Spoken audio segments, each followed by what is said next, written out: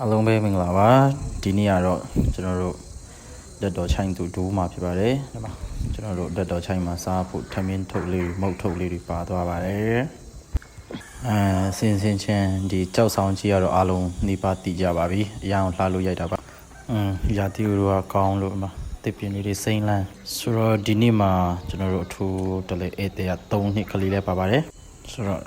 ဒီလန်းလေးကအရန်လှလို့ရိုက်တာပါကျွန်တော်3နှစ်ကလေးလေးနဲ့တောင်စင်းတောင်တက်ကိုတက်မှာဖြစ်ပါတယ်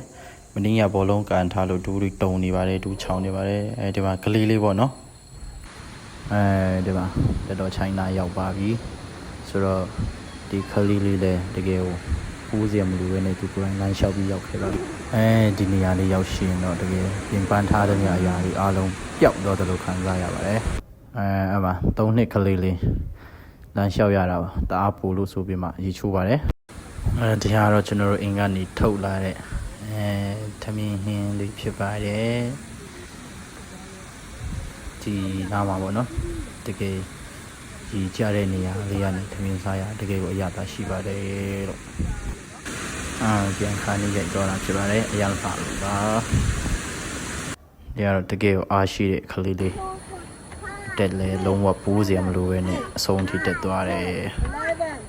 မင်းတို့တွေဒီကလေးလေးတောင်တက်ပါတယ်ဆိုမှမင်းတို့တွေမတက်နိုင်ရင်တော့မဟုတ်သေးဘူး